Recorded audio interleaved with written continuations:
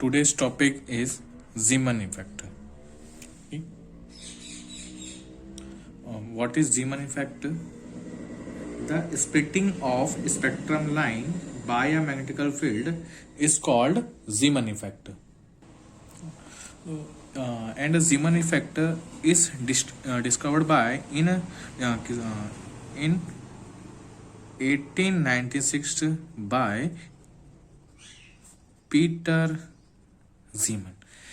इसने पीटर जीमन ने 1896 में जीमन इफेक्ट दिया। इसने क्या बताया कि जब भी हम किसी लाइट सोर्स को, है ना, एक्सटर्नल मैग्नेटिक फील्ड में रखते हैं तो उस लाइट सोर्स के जो एमिशन स्पेक्ट्रा की हर एक लाइन, है ना, हर एक लाइन वो क्या हो जाते हैं, बहुत सारे कंपोनेंट लाइन में स्प्लिट हो जाते हैं, है ना। इसने बताया, है ना, चाहे लाइट सोर्स का है, यहाँ पे हम किसी एटम की बात करें तो हम उसमें जब हम उसको जब किसी एक्सटर्नल मैग्नेटिकल फील्ड में रखते हैं तो इसके जो लाइन है, स्पेक्ट्रम लाइन है, वो क्या हो जाते हैं, स्प्लिट हो जाते हैं, है ना। लाइक जैसे बात करते हैं हम इसकी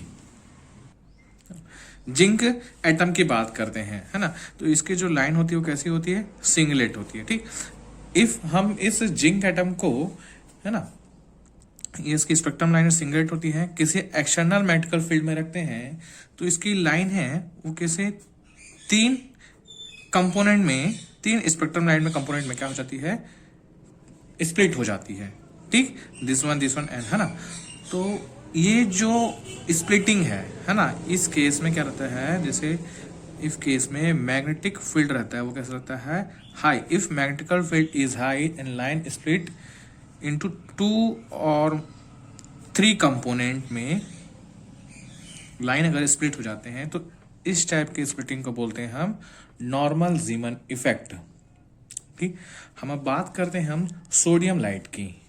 ठीक, देखो सोडियम लाइट में 2 वेवलेंथ होते हैं, उसके 2 लाइन होते हैं, एक D1 लाइन और एक D2 लाइन। एक की वेवलेंथ थी 5819 अंगस्ट्रन और सेकंड की होती है 5896 अंगस्ट्रन। इनकी वेवलेंथ होती है ना। ये एक हो गई और ये 2 लाइन होते हैं सोडियम के।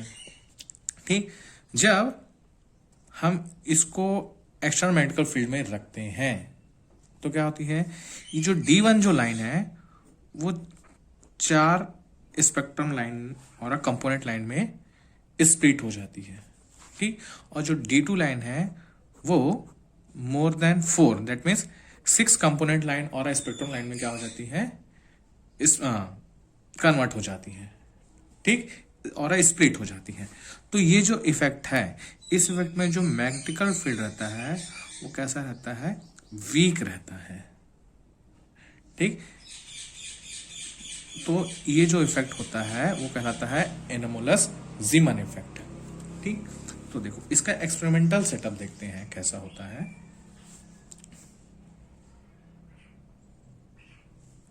ठीक, ये देखो ये दोनों कोई पोल्स होते हैं, है ना, लाइक ऐसे, ये ऐसे, है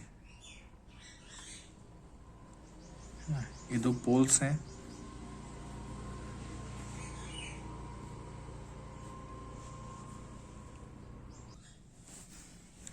ये क्या होते हैं, 2 इलेक्ट्रोमैग्नेटिकल पोल्स हैं, है ना, pole piece 1 and the second, this is another pole piece. ठीक, ऐसे ये 2 पोल्स हैं। ठीक, लाइक दैट, ऐसे।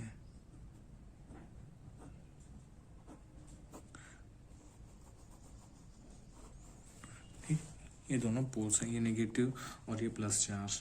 ठीक, यहाँ पे क्या लगा रहता है, एक लाइट सोर्स S रखी रहती है। ठीक, अब जो इसके लाइन जो स्प्लिटिंग होते हैं उसको किसको देखते हैं, हाई रिजॉल्विंग पावर वाले स्पेक्ट्रोस्कोप से। ठीक, एक स्पेक्ट्रोस्कोप रहती है किसके परपेंडिकुलर, ये मैग्नेटिकल फील्ड की डायरेक्शंस कंसीडर करते हैं कि ऐसा है, this is a magnetical field directions. एक होती उसके पैरेलल और एक लगे रहती है उसके परपेंडिकुलर में, ऐसे। ये दोनों क्या है, 2 स्पेक्ट्रोस्कोप है। ठीक, और देखो ये जो पैरेलल स्पेक्ट्रोस्कोप है जो मैग्नेटिकल फील्ड के पैरेलल में है, ये जब लाइट इसमें सोर्स से जो स्प्लिटिंग होती है, जब हम लगाते हैं एक्सटर्नल मैग्नेटिकल फील्ड, तो उसको मैग्नेटिकल इस जो लाइन यहाँ पे स्प्लिट होती है उसको देखने के लिए ये जो पोल पीसेस हैं उनके बीच से एक ड्रिल करके होल करके रखा जाता है, क्योंकि ये जो लाइन स्प्लिट हुई हम उसको इस माइक्रोस्कोप से, हाई रिजोल्विंग पावर स्पेक्ट्रोस्कोप से इसको देख सके। ठीक, ये है पैरेलल व्यू और ये है परपेंडिकुलर व्यू। ठीक, लाइन कैसे स्प्लिट हो रहे हैं। ठीक, और इसमें जो हम मैग्नेटिकल फील्ड लगाते हैं इलेक्ट्रोमैग्नेटिक पोल्स के थ्रू, वो टाइम वेरिंग रहता है। टाइम वेरिंग से कहीं पे मैग्नेटिकल फील्ड अधिक रहती है और कहीं पे मैग्नेटिकल फील्ड कम रहती है। ठीक, ये था एक्सपेरिमेंटल इसका setup, parallel view to field and perpendicular view to field, है ना। फील्ड की डायरेक्शन है कैसी है, इस डायरेक्शन में है। ठीक, तो हम इसके टाइप्स देखते हैं। अब जो जीमन इफेक्ट होते हैं वो दो टाइप के होते हैं। एक होता है नॉर्मल जीमन इफेक्ट और एक होता है एनोमलस जीमन इफेक्ट। ठीक, तो फर्स्ट ऑफ ऑल हम बात करते हैं किसकी, नॉर्मल जीमन इफेक्ट की। Normal Zeeman effect.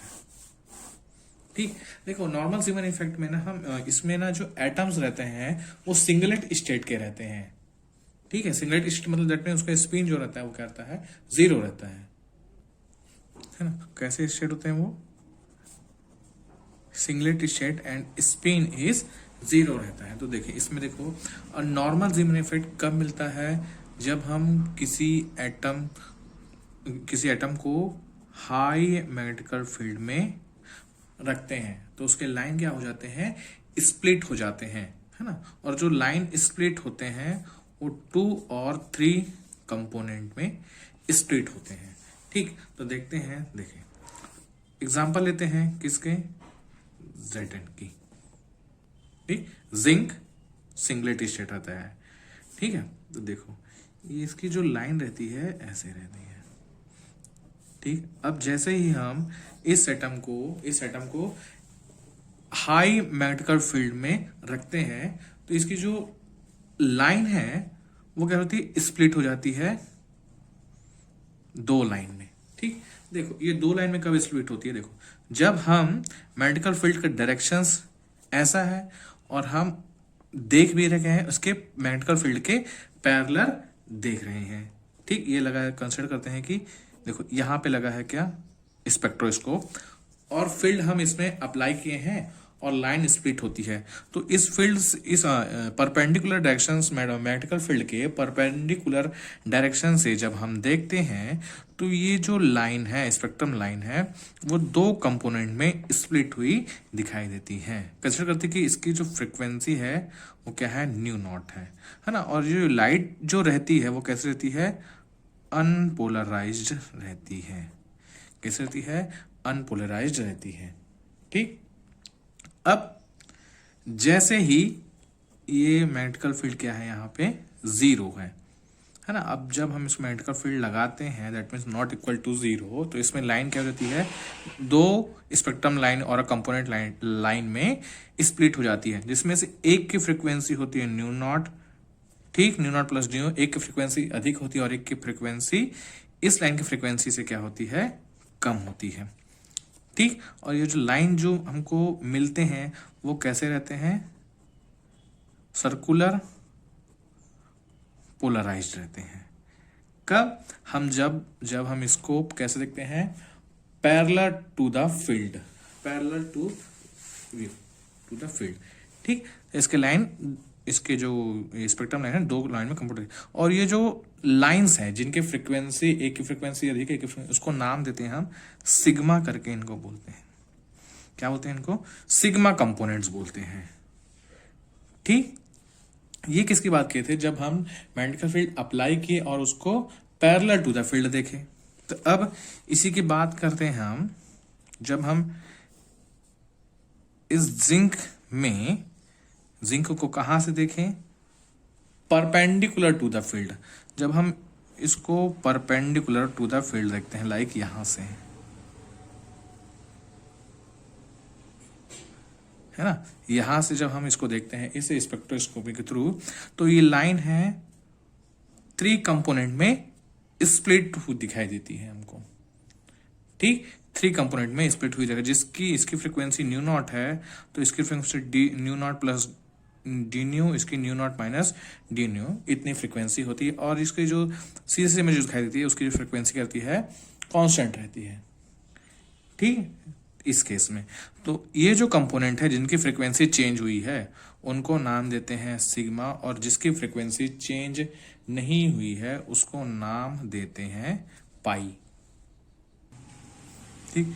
Here magnetical field is 0, here magnetical field is not 0, that means यहाँ पे हाई मैग्नेटिकल फील्ड हम अप्लाई करें हैं, ठीक। अब देखो यह जो लाइट है वो कैसी है, लाइन है जो अनपोलराइज्ड है, पोलराइज्ड है।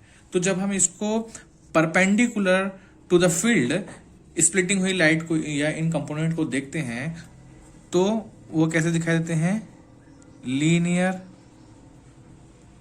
पोलराइज्ड लाइट, है ना। लाइन कैसे कहते हैं, लीनियर पोलराइज्ड लाइट ऐसे दिखाई देते हैं, ठीक। ये तो बात कर लेते इसकी नॉर्मल ज़ीमन इफेक्ट की, जब हम मैग्नेटिकल फील्ड कैसे अप्लाई करते हैं, हाई अप्लाई करते हैं, और इसके जो एटम होते हैं वो कैसे होते हैं, सिंगलेट स्टेट के होते हैं, और इसकी जो स्पिन होती है वो कैसी होती है, 0 होती है, ठीक। तो अब बात करते हैं हम एनामोलस ज़ीमन इफेक्ट की।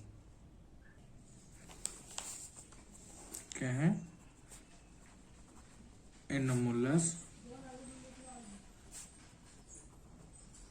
ज़ीमन effect, anomalous Zeeman effect. Anomalous Zeeman effect में क्या होता है, इसमें जो एटम होते हैं उनकी स्टेट मल्टीपल स्टेट के होते हैं, है ना, मल्टीपल स्टेट होती है इनकी, ठीक। दैट मीन इसका जो स्पिन होता है वो 0 नहीं होता है, समथिंग कुछ होता है +-1 ऐसे करके इनका स्पिन होता है। और एनामोलस ज़ीमन इफेक्ट कब मिलती है, जब हम किसी एटम को लो और वीक मैग्नेटिकल फील्ड में रखते हैं या मेक मैग्नेटिकल फील्ड उस एटम में हम अप्लाई करते हैं। लाइक हम बात करते हैं किसकी, सोडियम की जो लाइट रहती है वो कैसी है, हाँ, 2 लाइन होती है, एक D1 होती है और एक D2 स्पेक्ट्रम लाइन होती है, ठीक। ये एक लाइन D1 हो गई और एक ये लाइट हो गई D2, ठीक।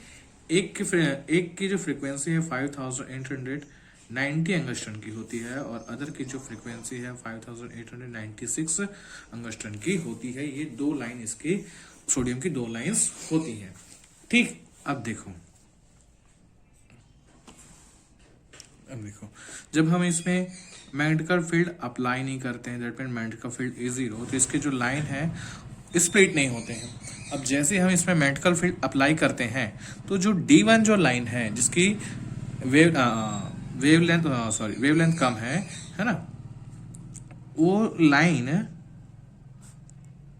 4 कंपोनेंट में स्प्लिट हो जाती है, ठीक है। कितने लाइन में, 4 कंपोनेंट या 4 स्पेक्ट्रम लाइन में कन्वर्ट हो जाती है, ठीक। और ये जो इनकी जो फ्रीक्वेंसी होती है इसको न्यू नॉट मान लेते हैं, जो भी है ना। और ये जो 2 लाइन स्प्लिट होती हैं उनकी फ्रीक्वेंसी क्या होती है, इस फ्रीक्वेंसी के सेम होती है, तो इनको बोलते हैं हम पाई, स्प्लिटिंग लाइन पाई नाम देते हैं और इनको नाम देते हैं हम सिग्मा, ठीक। यही केस है ना, magnetical field is not equal to 0। If magnetical case यहाँ पे 0 है तो लाइन इसके स्प्लिट नहीं हुए, और जैसे ही हम इसमें मैग्नेटिकल फील्ड लगाते हैं और वीक मैग्नेटिकल फील्ड हम इसमें लगाते हैं तो जो सोडियम की जो D2 लाइन है ना, D2 लाइन है वो मोर देन 4, दैट मीन्स 6 लाइन्स में स्प्लिट हो जाती है, ठीक है। 6 कंपोनेंट में स्प्लिट हो जाती हैं, जिसमें से ये जो लास्ट के जो इधर के दो उनको सिग्मा नाम देते हैं और इनको पाई नाम देते हैं, क्योंकि इनकी जो फ्रीक्वेंसी है इस स्प्लिट इस लाइन की स्पेक्ट्रम लाइन की फ्रीक्वेंसी के इक्वल टू होती है, और इनकी जो फ्रीक्वेंसी है वो चेंज होती है। वो कितनी होती है वो अलग अलग कंडीशंस में देखा जाता है। ठीक, तो ये जो इफेक्ट है वो कहलाता है एनोमोलस जीमन इफेक्ट। ठीक, तो अब बात करते हैं नॉर्मल जीमन इफेक्ट और एनोमोलस जीमन में। मेन डिफरेंस ये है ना कि नॉर्मल जीमन इफेक्ट को हम क्लासिकल थ्योरी की जगह अच्छे से एक्सप्लेन करते हैं, और एनोमोलस जीमन इफेक्ट को हम क्वांटम थ्योरी के थ्रू एक्सप्लेन करते हैं। तो इसमें डिफरेंस देख लेते हैं। नॉर्मल जीमन इफेक्ट, ठीक, और ये है एनोमोलस जीमन इफेक्ट। ठीक, ये इसके जो स्टेट होते हैं वो कैसे होते हैं, सिंगलेट होते हैं, और इसके जो स्टेट होते हैं वो कैसे होते हैं, मल्टीपल स्टेट के होते हैं, मल्टीपल स्टेट होते हैं। ठीक, इनका स्पिन क्या होता है, जीरो होता है, लेकिन इसका स्पिन क्या होता है, नॉट इक्वल टू जीरो, कुछ ना कुछ होता है, लाइक प्लस माइनस वन, इनकी स्पिन कुछ होता है। ठीक, इनकी जो लाइन है वो 2 और 3 कंपोनेंट में